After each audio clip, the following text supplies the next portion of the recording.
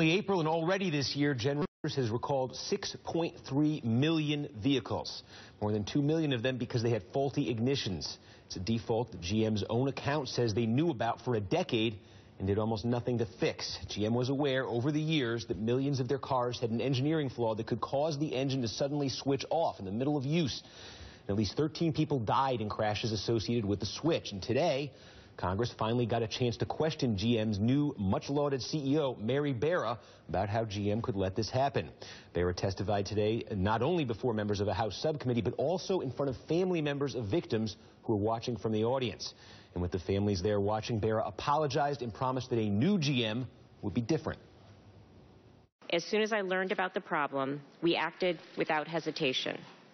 We told the world we had a problem that needed to be fixed. We did so because whatever mistakes were made in the past, we will not shirk from our responsibilities now or in the future. Now, Barra, who's been CEO for less than 3 months, was not able to answer many of lawmakers' more pointed questions, even those about the timeline of what and when GM knew about the faulty switch, a timeline that they themselves had provided to regulators. You don't know when GM knew about the defect? I would take a look at tab 7 in your notebook, Ms. Barra. This is a GM document. This is the first I've seen this document. GM was notified by Delphi of this, correct? Yes or no? I am not aware. As far back as 2004, 10 years ago, GM conducted a problem resolution tracking system inquiry after it learned of an incident where the key moved out of the run condition in a 2005 Chevrolet Cobalt. Is this correct? Again, you're relating specific incidents that happened. You don't know? In our entire investigation. You don't know about that? And by the way, ma'am, I'm getting this information from the chronology that GM provided to NHTSA. Right. Now, throughout the hearing, Barra pled ignorance again and again, instead deferring to the company's forthcoming internal investigation, much to the frustration of lawmakers. I do not know the answer to that. I do not know the name of the individual. I don't know that. It is not clear to me. It's not clear to me. I was not aware of this issue. I want to know that as much as you do. I want to know that just as much as you. I'm anxiously awaiting the results from his study. Again, I need to get the results of the study. That's why we're doing a full and complete investigation. It's part of our investigation. It's part of the investigation. That is part of the investigation. Again, that's part of our investigation. That's part of our investigation. Again, that's something I will learn in our investigation. Now, Mary Barra may be new as GM CEO, but she's a second-generation GM employee who's worked at the company since she was 18 years old. She testified that she became aware of the faulty ignition switches only on January 31st of this year.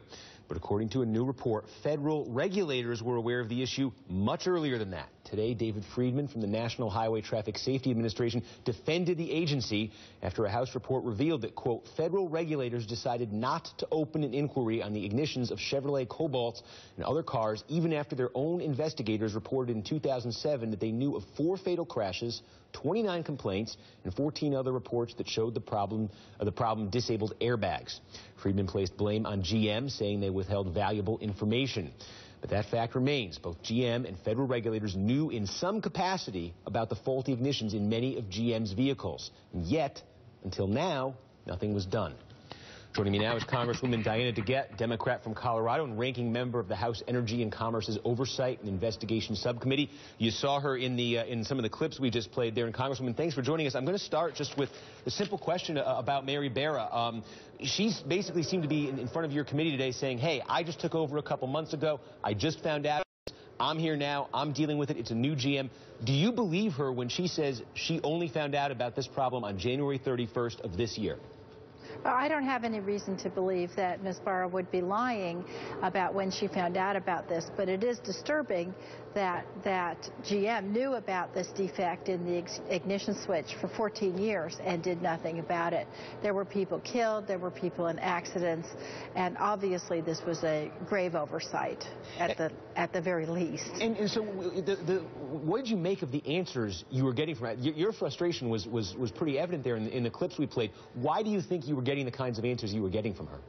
Well, I was frustrated, and actually I was perplexed because the questions I was asking Ms. Barra were questions that were provided to the committee by GM. And so GM gave us this timeline, and then Ms. Barra sat there and said she didn't know about these things.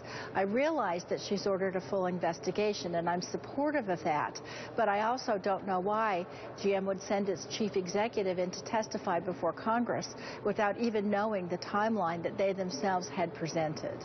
And we say, so there's the issue of GM, knowing about this and for a long time. There's also the issue of federal regulators, as we said in the opening there. I mean, warned in 2007, and they declined to launch a probe. Warned again in 2010, declined to launch a probe.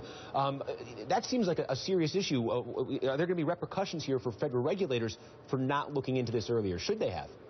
Well, the regulators told us that they couldn't make a decision because GM gave them incomplete information. And the NHTSA administrator who came in to testify today, he told us that they are also investigating. So I think this is the very first investigation that we'll have. I'm sure we'll have more hearings, but it's easy to place blame in retrospect. But the bottom line is there were people killed, and it took 14 years. This situation when GM knew about it as early as 2001. Yeah, and I think, obviously your investigation is designed to get to the answer to this, but I think it's the question everybody looks at when they see the history of this. I think 2005 you had the first death. Yeah. You had reports of deaths, going back more, basically a decade now. How is it that, with all the regulatory power, the government, committees like yours, how is it that something like this only gets aired all these years later? In 2000, after the terrible Firestone tire problem that we had, Congress passed the TREAD Act, and that was a bill designed to make companies report in a more robust way to NHTSA. I supported and co-sponsored that bill at the time. We thought these reports were being made. And what happened was GM found out about these problems. NHTSA found out about these problems, but NHTSA thought the problems were the airbags, not the ignitions. They didn't make that connection or connect the dots that it was the starter mechanism, or I'm sorry, the ignition mechanism in the car.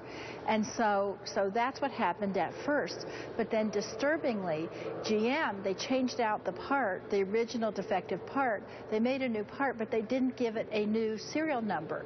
So that only compounded the problem because people didn't know what was causing this. So as I say, it was sort of a Keystone Cop situation, which would be funny, except for now 2.5 million cars have been recalled and people have died. Yeah, no, it's such a common vehicle, and it's such a scary story for people to read about because it's such a seemingly simple thing that can be so catastrophic. Congresswoman Diana DeGette from Colorado, thanks for joining us.